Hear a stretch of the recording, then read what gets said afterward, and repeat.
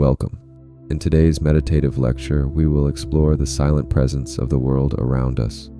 Not the noise of thoughts, not the words we use, but the quiet lives of the objects we overlook, the things that wait, listen, and remember. We'll reflect on how matter holds memory, how silence speaks, and how the things we call inanimate often carry more wisdom than we think. So let your mind slow down. Let the silence in. This is not a lesson to be learned. It's an experience to be felt. Take a deep breath and let us begin. The silence of things. There is a kind of silence in the world that most people never hear. Not the silence of a quiet room, not the silence after a storm, but the silence of the things around you, the objects that fill your home, the chair you always sit on, the cup that holds your coffee, the book that waits on the shelf. They do not move, they do not speak, but they remember, they observe, they remain. People are loud. We move quickly, speak constantly, and fill every space with sound and motion. But things, real, material things, exist in another rhythm. They do not rush, they do not seek, they are. And in that being, in their presence, there is a form of quiet wisdom, a kind of awareness that does not speak in words, but it is there, a stillness that watches you every day of your life. When you walk through your room, you rarely notice the way the objects sit, how they never demand, how they never accuse. They simply remain, but over time they become witnesses. Witnesses to who you were, witnesses to who you are now. The way your coat hangs on the wall, the notebook you never finished, the photograph you no longer look at. They are like gentle archivists, keeping memory not in the form of ideas, but in presence, in place, in position. A broken clock still marks time, not in seconds or minutes, but in layers of silence. It tells you that time has passed, that something once ticked and now rests. It speaks through what it no longer does. There is a chair in your house that remembers your grief. It doesn't feel it, it doesn't judge it, but it remembers it in the curve of the cushion, in the slight wear of the armrest. The things in your life do not forget, not in the way people do. People forget quickly, things forget slowly, if at all. Your mirror reflects your face, but it also reflects the years. It has seen you smile in the morning and cry in the dark. And though it shows no emotion, it holds them all. There's a humility in things. They never interrupt you. They never ask for your attention. But once you notice them, they never leave you again. This silence is not absence. It is presence in its purest form, unmoving, undemanding, unbreakable, and it waits for you in every room, in every moment. The silence of things is always with you. You only need to stop speaking to hear it. If you look carefully, you'll begin to notice something strange. Objects, though lifeless, carry something more than mass. They carry weight, not the kind that gravity pulls down, but the kind that time presses into them. A pen that belonged to your grandfather, a cracked ceramic bowl from your childhood kitchen, a lamp that hummed softly while you cried beneath it years ago. These things do not have thoughts, yet they hold presence. They do not speak, yet they contain history. They are vessels of emotion, even if they do not feel it themselves. Touch that pen. It is just plastic and ink, but in your hand it is a bridge to someone who once held it. It's as if the object remembers the hand that wrote with it, the paper that trembled under its pressure, the signature that changed a life. You are not just holding the object, you are holding the invisible shadow of everything it has touched. Some things grow heavier with time, not physically but psychically. Their silence deepens, their stillness becomes more intense, not because they change, but because you do. A box in the attic is just a box until you open it. Inside are letters, maybe photos, maybe something you forgot existed. Your heart stirs, a weight returns. Suddenly the silence of those things is no longer neutral. It becomes personal. It becomes sacred. Objects do not suffer. They do not feel joy, yet they endure, they persist, and in their persistence they become monuments, not of stone or metal, but of unnoticed meaning. A door you walk through every day as a child still exists, somewhere unchanged. Its doorknob still cool to the touch, its hinges still sigh in the same rhythm. That door is not just a thing, it is a threshold in your memory, and every time you see a similar one, a quiet recognition pulses in your body, a sense of return to something wordless. This is the power of things. They outlive our awareness of them. They continue to carry the imprints of our lives, even when we no longer notice. Your old shoes still remember the road. The chair at your grandmother's house still remembers her absence. The book you never finished still waits with a patience that no person could ever offer you. And that is what separates things from people. People need. People demand. They speak, move, change, forget. But things simply stay. And by staying, they bear witness to everything you cannot carry alone. There's a kind of forgiveness in objects, a kind of mercy.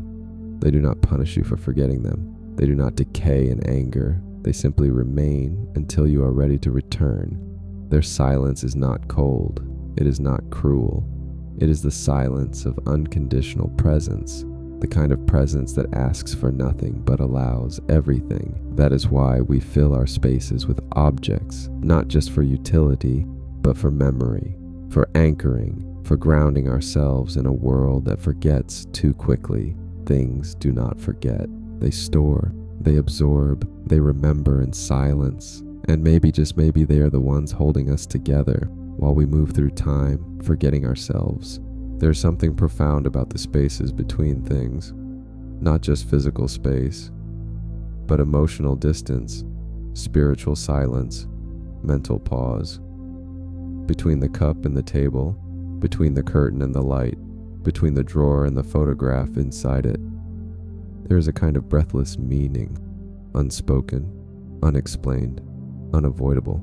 We live in a world obsessed with noise and clarity. We want explanations. We want purpose.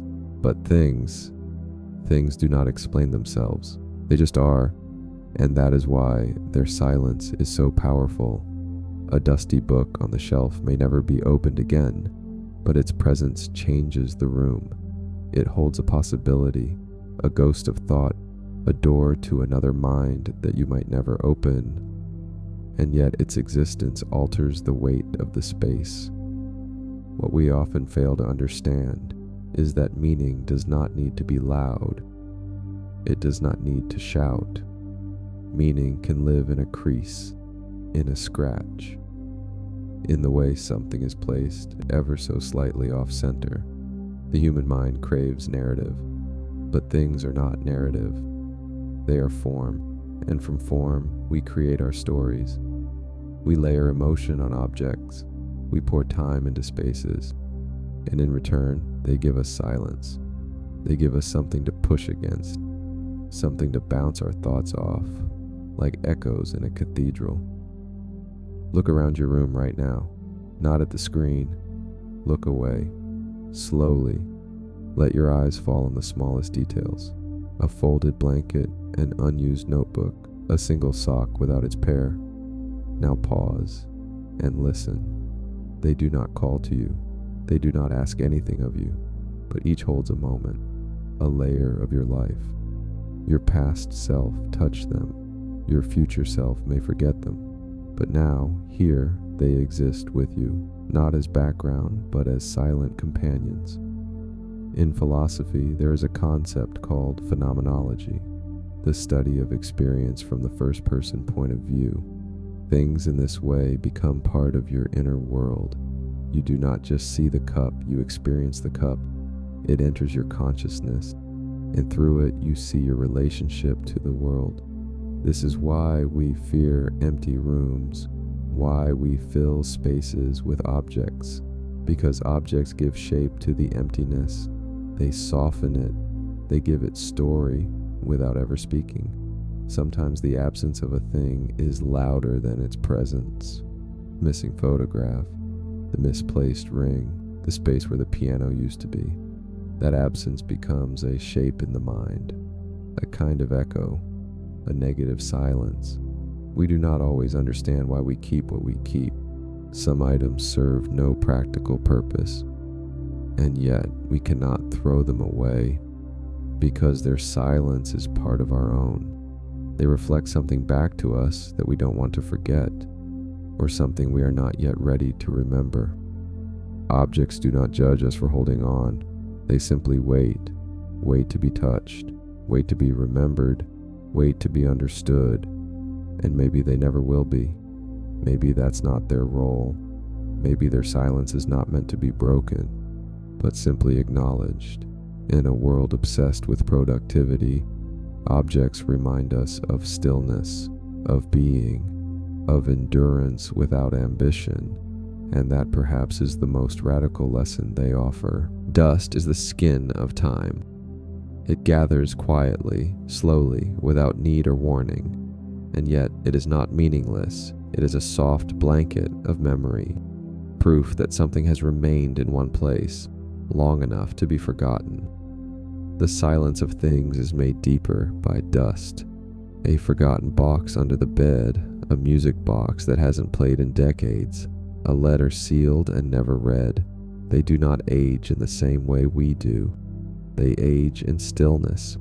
We age through motion. We are dragged through time by our choices, our fears, our longings. But things only endure. And because they endure, they collect something we do not. Evidence of patience. Every forgotten object contains a kind of message, not written in words, but in layers, a scuff, a faded color, a dent in wood where a hand once rested every day. These are not accidents, they are inscriptions, a silent language of interaction between a human and a world that holds them. You might think a cracked mirror is broken, but it tells a story more honestly than a perfect one, a story of presence, of tension, of something that once happened, perhaps in anger, perhaps in carelessness, perhaps in sorrow, and now it sits, mute, reflecting your face in fragments, a metaphor that doesn't need to be explained. When you clean your home, you are not just organizing objects, you are engaging in ritual, you are confronting the layers of yourself that have settled in the corners. Because these things around you are not just tools, they are symbols, extensions of your internal world. A philosopher might ask, can things be conscious? But that's not the right question. The right question is, can things reflect our consciousness back to us? And the answer is yes. In silence, in stillness, in form. They act as mirrors that do not distort. They do not flatter. They do not lie. They show only what is. Your old jacket remembers the wind you once walked through. The rust on your bicycle remembers a summer you barely recall. Even the chipped plate in the cupboard, it remembers a meal eaten alone. It remembers the sound of a spoon stirring, a sigh, a silence that filled the room when the phone didn't ring. None of these memories belong to the object, but they are stored in it, stored in its place, stored in its presence. There is something deeply human about keeping objects long after their usefulness fades. We say it's sentimental, but that word is too soft. What we're really doing is guarding thresholds. Objects mark thresholds in time. They stand at the edges of who we were. They protect the border between memory and forgetting. And when we lose them, not just misplace them, but truly lose them, we feel it in our bodies, as if a part of the map has vanished. The silence of things is not just external, it is internal too. They remind us of what we do not say, what we have not resolved, what still lingers without language. A drawer full of tangled cords, a closet of unworn clothes, a shoebox under the bed. These are not clutter, they are pages of an unwritten journal. And in that silence, in that dust, in that forgotten presence, there is a form of truth, unspoken, unafraid, unmoved. Things will not chase you, they do not demand your time, but they wait, and in their waiting, they teach. What happens to the things when you are gone? This is not a question of death, it is a question of absence, of presence withdrawn, of attention faded. When you leave a room, your shadow disappears, but the chair remains. The light still touches the wall. The pencil still lies across the edge of the desk, waiting for a hand that may never return. Things do not require you to witness them to exist, and yet their meaning dissolves without your gaze. The cup becomes just ceramic. The photograph becomes just ink. The coat becomes fabric without a body. We project ourselves onto things, and in that projection, we give them life. You are not just surrounded by objects. You are surrounded by echoes. Echoes of your routines, your thoughts, your quiet habits. These things keep your shape long after you have gone, but in time, as your habits change, as your memories shift, the silence of these things deepens. They become estranged from you. They begin to speak to no one. Some may call this decay, but that's not quite right. It is simply a reversion to purity, a return to form without function, presence without need, and still something remains, a resonance, not sound but something like it, a vibration felt not in the ears but in the soul, because even when you are gone, even when the room is quiet, something remembers you, not the way another person would, not in words, not in stories, but in the faintest imprint of your being. You move the chair slightly to the left. You always opened the curtain halfway. You left one drawer slightly ajar, and in those tiny gestures, you left your spirit pressed into the world. This is why museums feel sacred, why abandoned houses feel haunted, why the attic makes you pause before turning off the light, because things absorb presence, and presence once given does not vanish. In this way, we never truly leave. We disperse, we fragment, we echo. A philosopher might say that identity is a narrative we tell ourselves, but things don't need that narrative. They hold only the outline, the shadow, the mood. That is why a stranger's room feels so heavy. You don't know the stories, but you feel the gravity of their silence, their arrangement, their secrets. And when someone dies, their things remain louder than their words ever did. A book they never finished, a ring placed in a bowl, a notebook closed but not forgotten. All these things wait not to be read, but simply to be felt. In the end, the silence of things is not empty. It is generous. It makes space. It holds emotion without resistance. It carries memory without noise. When you are gone, truly gone, you will not be lost. You will be diffused, and the world of objects, quiet, faithful, waiting, will still carry you. Not as a sound, not as a word, but as a weight, as a whisper, as a shape in the stillness. And those who remain may never hear your voice, but they will touch your silence, and in that silence, they will know you were here.